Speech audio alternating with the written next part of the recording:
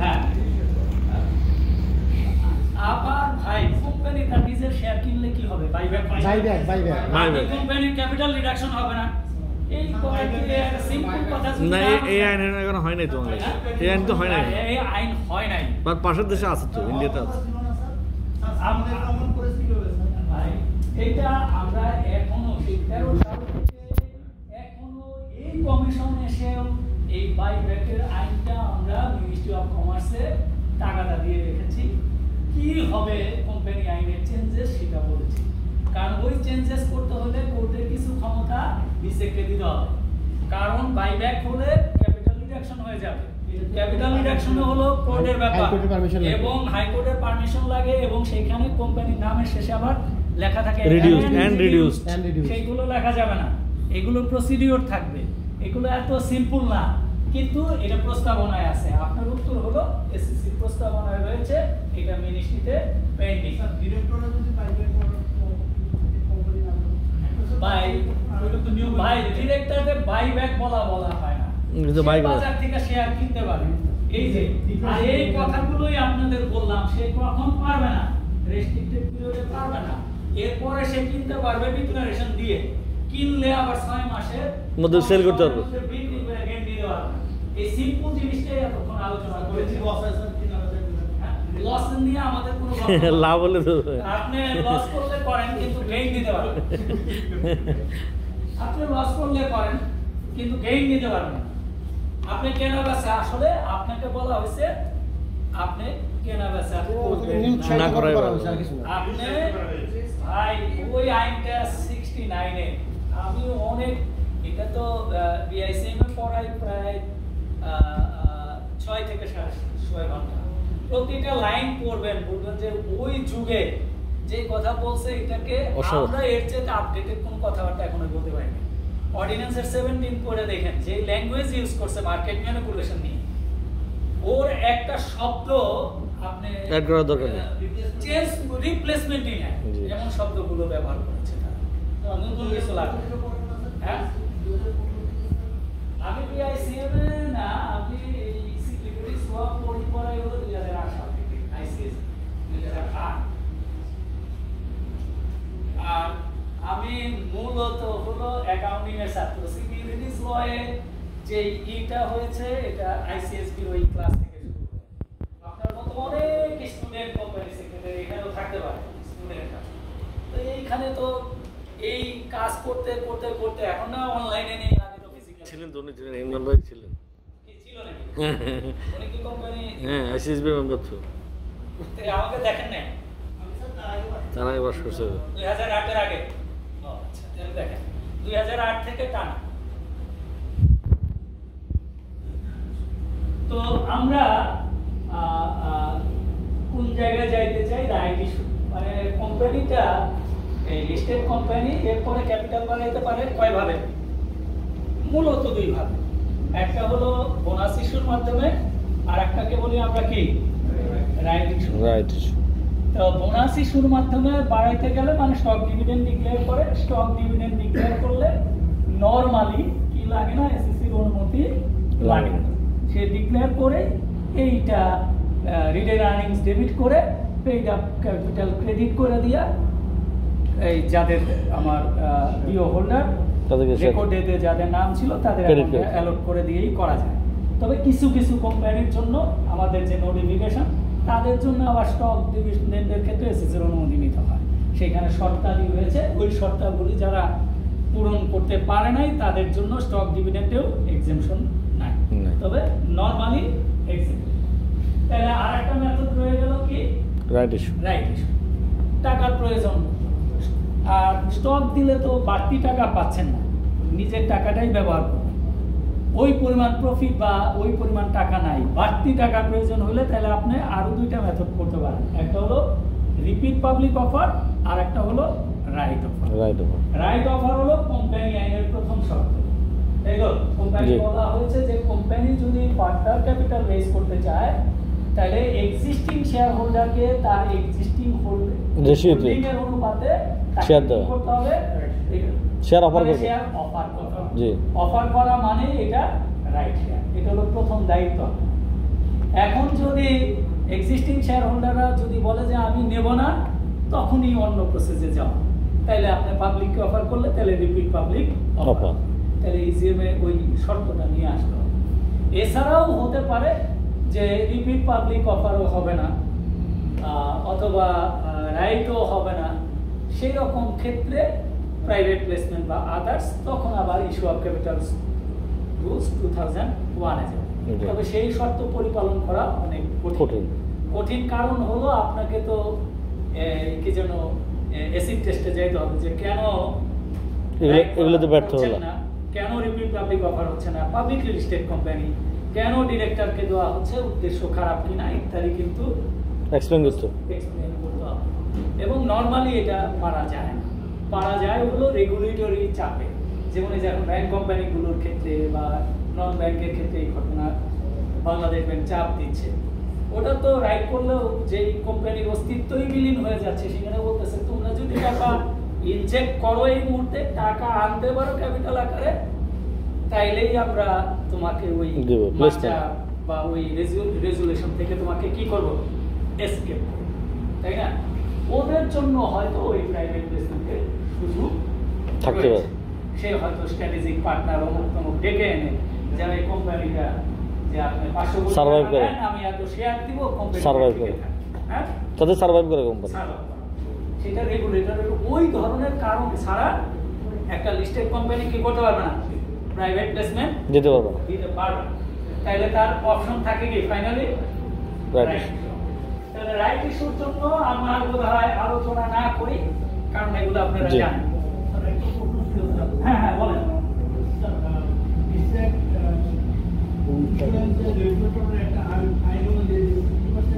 Share holding sponsor না হলে share transfer বা ডিরেক্টরের শেয়ার ট্রান্সফার অথবা শেয়ার সেলিং করে ডিক্লারেশন এখন করে।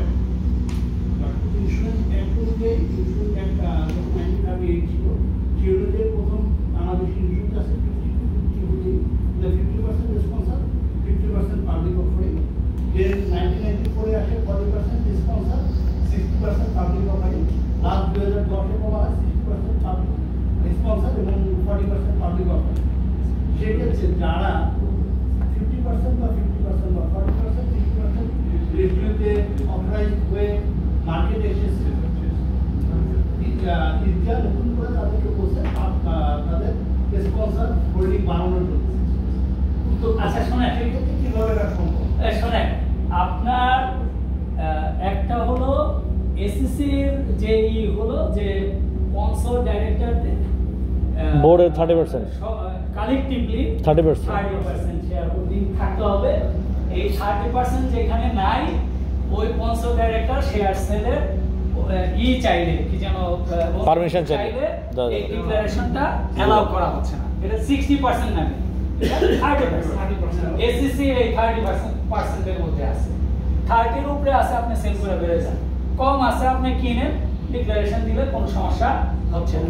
তো আমরা আগেই বলেছি, তবে এই ডিক্লারেশন কিন্তু কোথায় হবে, রেস্ট্রিক্টেড পিরিয়ডে, প্রহিবিটেড টাইমের পর। প্রহিবিটেড পিরিয়ডের মধ্যে যদি করতে হয় তাহলে এক্সেপশন নিয়ে করতে হবে।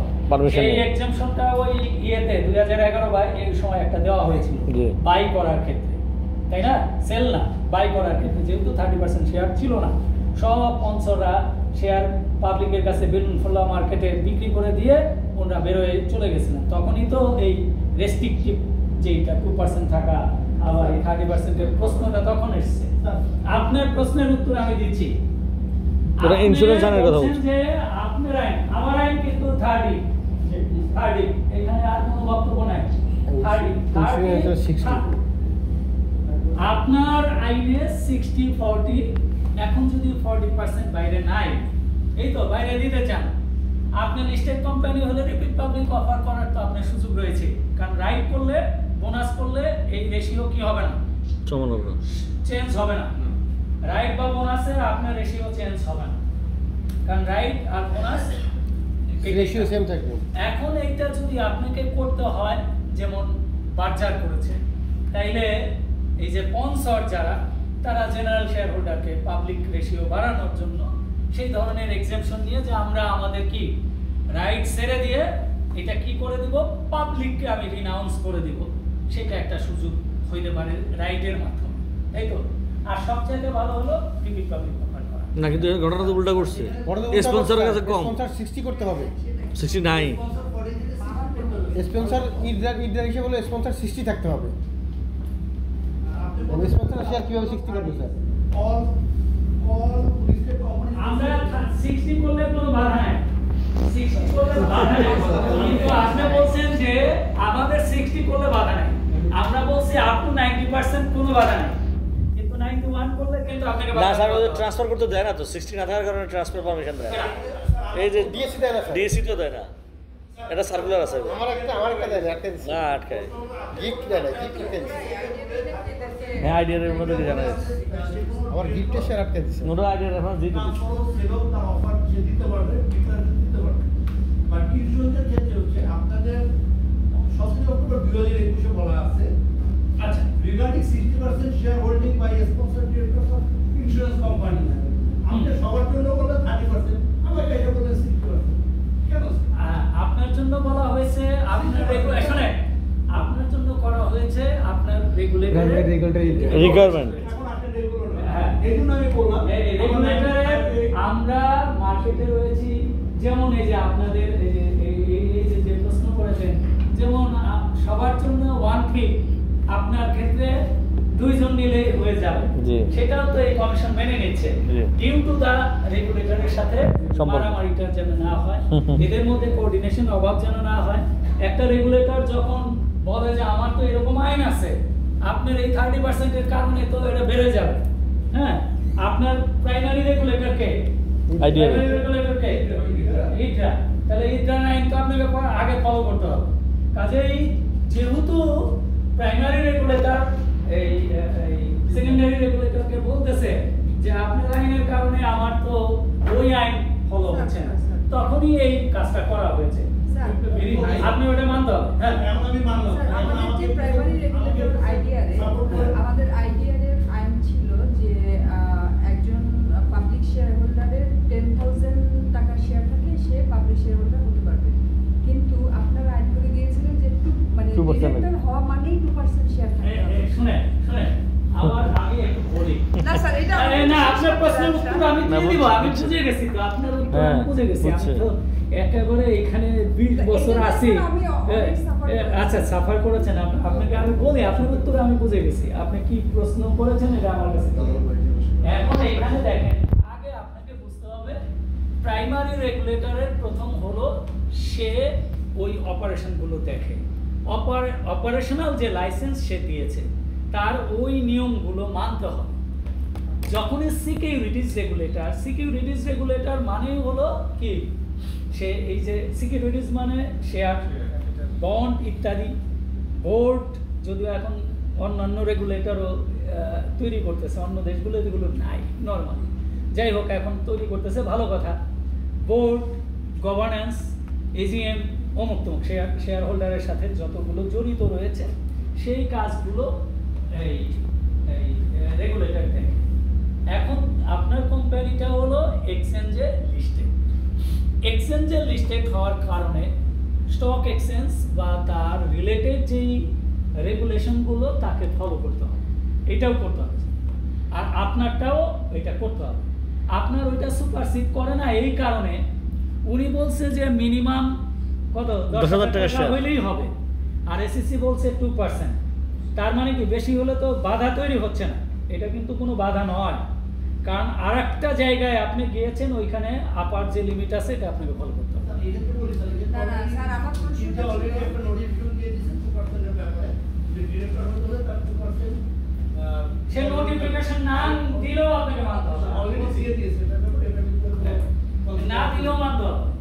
এই যে যেমন এই যে বিতর্ক হচ্ছে অনেক জায়গায়, যেমন এই যে এনআরসি অমুক তমুক নিয়ে, শেষ পর্যন্ত বাংলাদেশ ব্যাংক বলছে আমাদের একটা যেহেতু নাই, তারপরে বলছে যে অডিট কমিটি এনআরসির ওই দায়িত্বগুলো পালন করবে, শেষ পর্যন্ত দিয়েছে। কিন্তু কথা হলো ওর একটাই বলা হয়েছে উল্লেখ করে, কিন্তু অ্যাটলিস্ট কথা বললে কিন্তু এইটা হয় না, যেমন আমরা বলছি অ্যাটলিস্ট 2টা কমিটি থাকতে হবে, তাহলে 5টা থাকলে বাধা তৈরি হচ্ছে না। অ্যাটলিস্ট 2%, এটা যদি বলে যে না এটা 5% থাকতে হবে, কোনো বাধা তৈরি হয় না। ইকরা আইনে যদি বলে যে কমপক্ষে 10,000 টাকা শেয়ার থাকতে হবে, তো আমার আইনে তো বাধা হচ্ছে না। যদি বাধা না হয়, প্রাইমারি রেগুলেটরের পরে সেকেন্ডারি রেগুলেটরের কাছে আসলে সেটা কিন্তু ওটা কমপ্লাই করলে কোনো বাধা তৈরি হচ্ছে না, আপনাকে এটা মানতে হবে। আমার কোশ্চেনটা আছে না, তখন কিন্তু আমরা প্রাইমারি আর অথবা আপনারা যদি মনে করেন যে না ওই সেশন দরকার নেই, আপনার এনি কোয়ারিজ এক একটা না সেশন টাইম করে যাচ্ছে না, এখানে একটা সুযোগ আছে তো আপনার। আপনার যদি 10,000 শেয়ারটা 1 বছর আগে থেকে থাকতে হবে, আর 2% ইনস্ট্যান্ট থাকতে হবে, মানে অ্যাপ্লাই করতে হবে।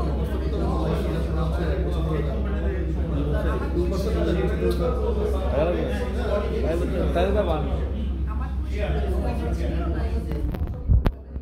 না ভাই, 10% যদি মানে 10,000 শেয়ার যদি কত হাজার লোক আপনাকে অ্যাপ্লাই করবে সেটা ভাববেন, তাই না?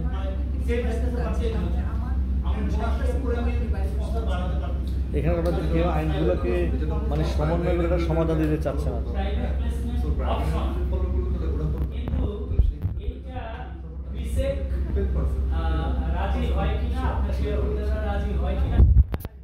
আগে প্রথম হলো ইজিএম এ যাদের রাইট তারা কি ডাইরেক্টরকে ছেড়ে দেয় কিনা, এক। আরেকটা হলো বিসেকেও আপনাকে আসতে হবে, বিসেকও এটাকে প্রাইভেট প্লেসমেন্ট হিসেবে সব ক্যাপিটাল রুলস এটা অনুমোদন দেয় কিনা।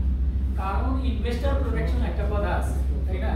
তাহলে সেটা প্রাইসিং কি হবে, মার্কেটের প্রাইস কত, আপনার স্পন্সরকে কত টাকা এটা দিচ্ছেন, অনেক বিষয় থাকবে। তবে আগে এজিএম এ শেয়ার হোল্ডারের অ্যাপ্রুভাল নেন, পরে প্রাইসিং নিয়ে স্যার ডিরেক্টরদেরকে মার্কেট থেকে কেনার পারমিশন দিলে তো হয়। কেস আছে এনটিসি যেটা হয়েছে তার শেয়ার হোল্ডিং এর ব্যাপারে মার্কেট থেকে কেনার পারমিশন দিলে তো হয়। এটা নিয়ে বোধহয় 1 বছর সময় বেঁধে দিল। কোর্টে যার ফলে তার যে রাইট অফারেন্টটাও ইস্যুটাও অনেকদিন আটকা ছিল, এখন মতো ক্লিয়ার আছে কিনা জানি না, কিন্তু অনেকদিন আটকা ছিল এনটিসির ব্যাপারটা, যে সে গভর্নমেন্টকে বেশি রাইট ইস্যু করছে, যেটা অনেক পাবলিক শেয়ার হোল্ডারের রাইট নেই। তো সেক্ষেত্রে এটা হওয়ার মতো যোগ হয়ে যেতে পারে। শেয়ার হোল্ডার কেন সে তার রাইট সার্ভে ভাই রাইট সার্ভে আর শেয়ার হোল্ডার যদি এজিএম এ ছাড়ে তাহলে তো কোনো সমস্যা নাই। না, এইটা যদি ছেড়ে দেয় এজিএম এ যদি ছেড়ে দেয় তাহলে তো আমি কোনো সমস্যা দেখতেছি না। না। ছেড়ে দিয়ে কথা হলো যে আপনি যদি 10 টাকায় নিতে চান আর মার্কেটে প্রাইস 120 টাকা, তাইলে ওইটা ছেড়ে দিলেও ইজিএম এ ছেড়ে দিলেও এসএসসি ছাড়বে না, আমি আগেই বললাম। খেয়াল না, করতে হবে। বাই করার পারমিশন দিলে হয়, 1 বছর মতো বাই করবে হ্যাঁ, ডিরেক্টর। সেটা তো পারতেই পারে। উনি শেয়ার ইস্যু না করে বাই করার কথা বললেই তো 1 বছরে সময় বেঁধে দিল যে আমি 60%। করবো, অসুবিধা নাই। হ্যাঁ। এই ধরনের এক্সামশনে তো আসতেই পারে। জি। এই অপশনটা আমরা ভালো অপশন। জি স্যার, যদি ওটা কারণ ওটা যদি না পারে তাহলে বাই করে বাড়াইতে হবে। জি। স্পন্সর